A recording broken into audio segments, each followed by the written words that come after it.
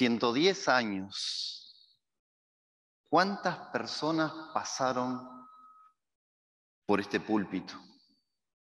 ¿Cuántas mujeres, hombres, niños, jóvenes estuvieron sentados en esos bancos? ¿Cuántos maestros han estado en las clases de escuela dominical durante estos años? ¿Cuántas manos listas para apretar otras manos con una bienvenida afectuosa estuvieron en las puertas de nuestra congregación? ¿Cuántas horas de hermanos dedicándose a limpiar, a pintar, a preparar todo para que las diferentes reuniones a lo largo de este tiempo se llevaran a cabo? ¿Cuántas horas de ensayo preparando esas melodías y alabanzas que entonamos todos juntos aquí en el templo, en nuestros cultos? ¿Cuántos hermanos prestaron sus oídos a escuchar los problemas y necesidades de otros? ¿Cuántos dedicaron sus conocimientos para administrar los recursos? ¿Y cuántos aportaron económicamente del fruto de su trabajo? En fin, cuánta gente involucrada en toda esta tarea.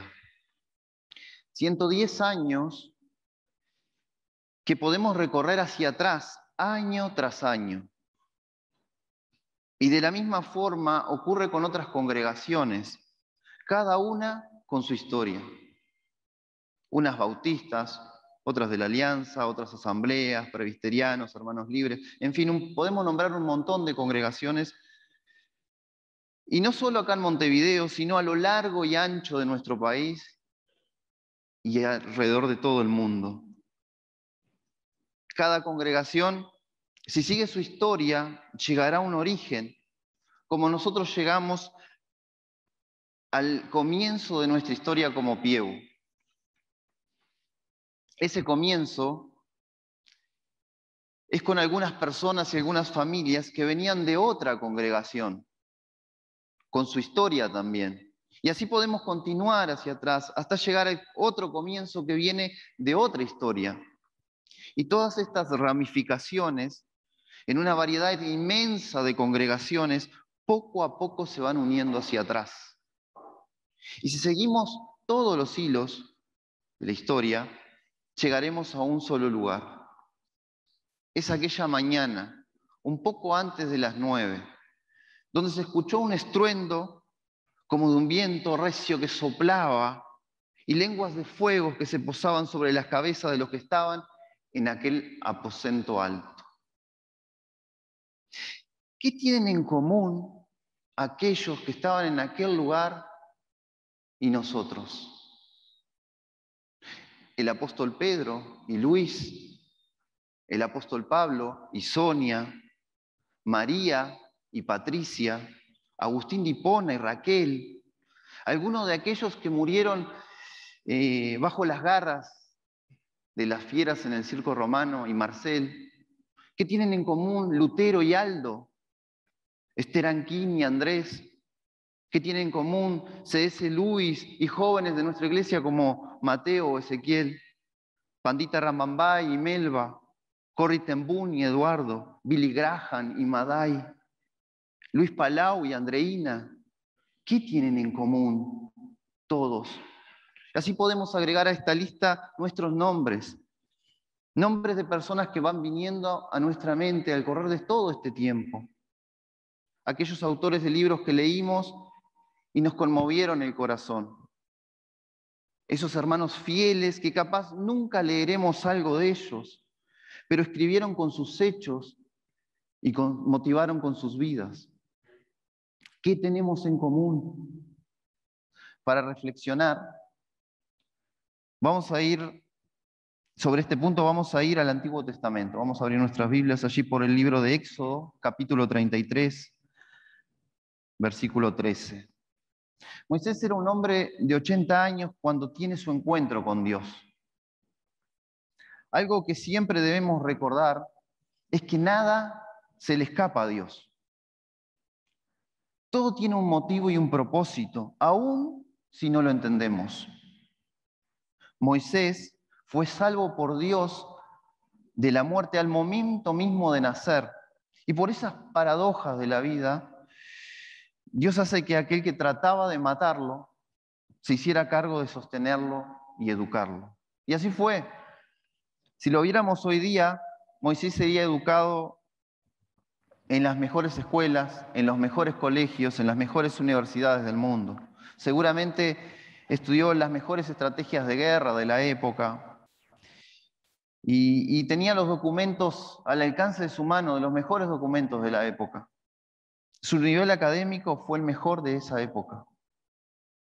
Pero el llamado de Dios corría en sus venas.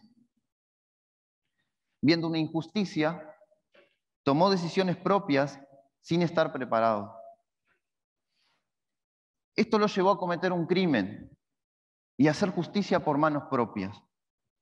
Aquí ya con 40 años, Moisés escapa de su castigo y corre hacia una nueva etapa en su vida.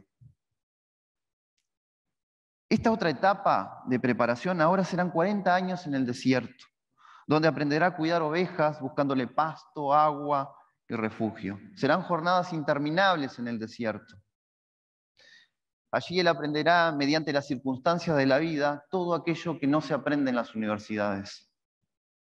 Llegando a ese encuentro con Dios a los 80 años, ya su vida fue tejida por Dios. Llegó el tiempo de cumplir su misión por esa que él fue llamado. Ya conocemos lo que pasó. Las plagas, el mar que se abre, las codornices, el agua de la roca, el maná. Y luego ese nuevo encuentro tan especial en el Sinaí. Encuentro donde Dios pacta con su pueblo. Los 10 mandamientos, las tablas. Pero lo que ocurre debajo en ese monte es algo terrible.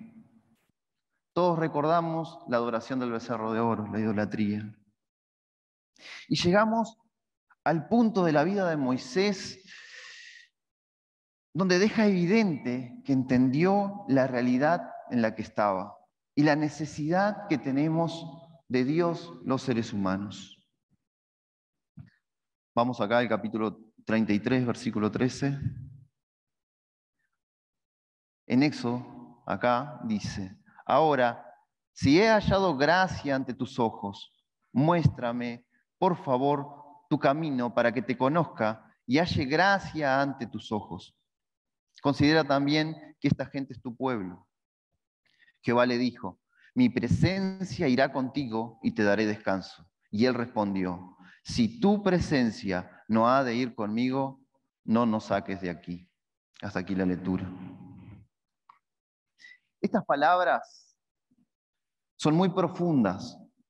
El entender que sin Dios nada tiene sentido a tal punto que esto sea el centro de todo, es llegar a un nivel de entendimiento espiritual muy alto. No solamente expresar, decir esta frase, sino entenderla y tenerla asimilada a esas palabras dentro de toda nuestra vida. A Moisés le llevó 80 años llegar a este punto, toda una vida. En aquel tiempo, recordamos que la presencia de Dios habitaba en el tabernáculo y todo el pueblo se movía según lo que Dios los guiara con su presencia en ese lugar. Moisés entendió que la presencia de Dios era lo más importante. Ya fuera en la tierra prometida, ya fuera en el desierto o en ese monte en el Sinaí, la presencia de Dios lo era todo. La presencia de Dios lo es todo. No era el lugar lo más importante, sino que la presencia de Dios estuviera con ellos. Dios no le quitó la mirada a Moisés desde el día que nació hasta su último día. Así es Dios con cada uno de nosotros. Dios llevó a Moisés a ese momento de madurez. Pasados ya miles de años, las promesas hechas a Moisés y a los profetas se cumplen en Jesús. En su nacimiento, en su vida, en su muerte y en su resurrección. Y este Jesús nos promete estar con nosotros todos los días hasta el fin del mundo. Y su promesa se cumplió allí en Pentecostés. En Hechos 1:8,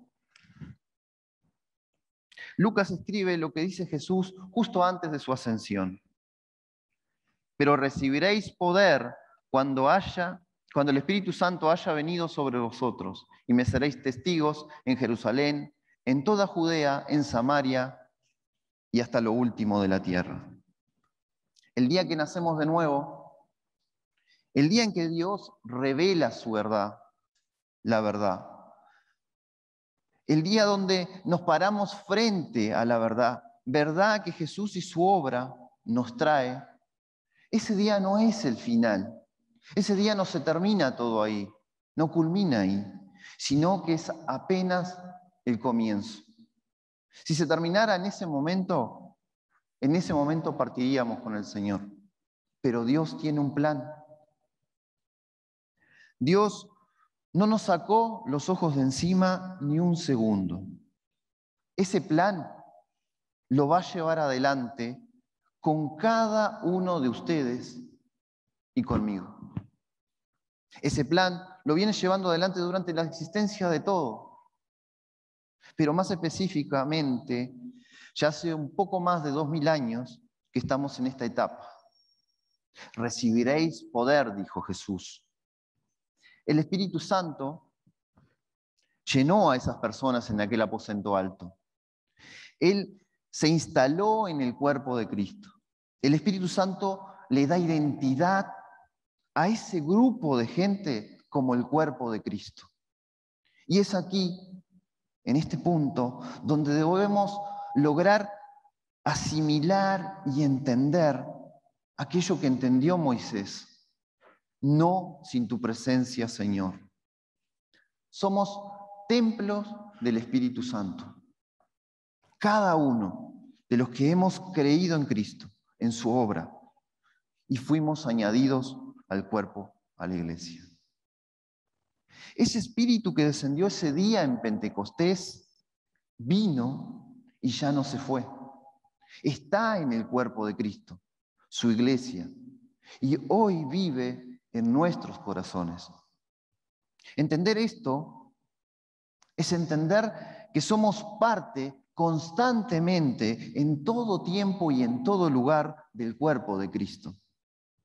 Y que somos habitación del Espíritu Santo. No se trata del domingo en el templo solamente, ni en mis momentos devocionales, ni en mis mejores momentos de oración, ni en mis actividades ministeriales solamente. Es mucho más. Es toda la vida. Es en el estadio de fútbol, es en el cine, en la universidad, es en la escuela, en el liceo, en el trabajo, es en el tránsito, es con mi celular en la mano, es cuando nadie me ve, pero también es cuando todos me ven. Siempre somos templo del Espíritu Santo. Esto suena muy espiritual, pero es algo muy, muy real. No se trata de hacer, se trata de ser, de quién somos.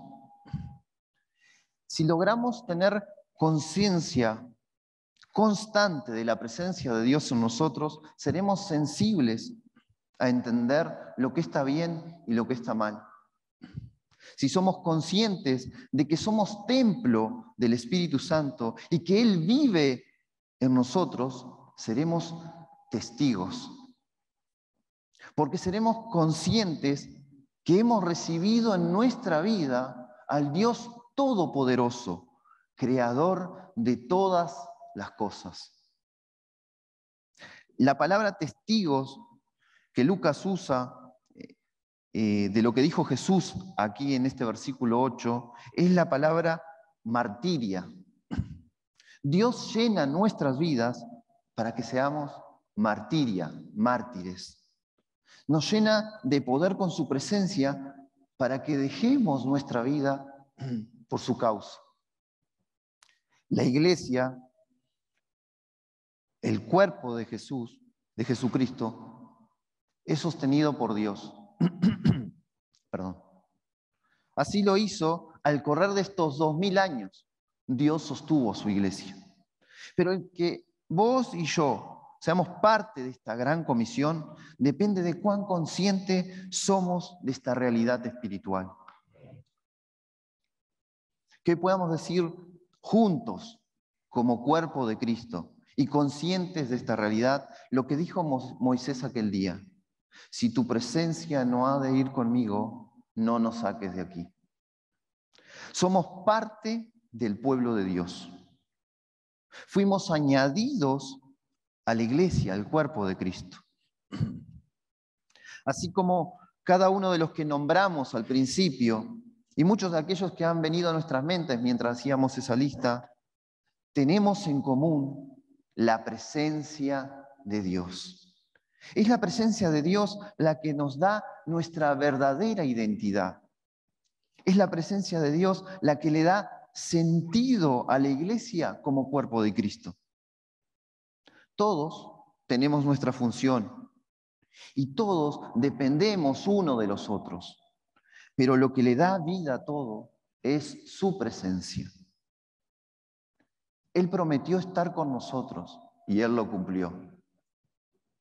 Las preguntas que surgen ahora son: ¿soy parte? ¿Fui añadido al cuerpo? ¿Qué motiva y dirige cada acción en mi vida? ¿Dios vive en mí? ¿Él es real en esta vida que Él me dio? Es tiempo de parar las rotativas. Es tiempo de frenar el bus de la vida.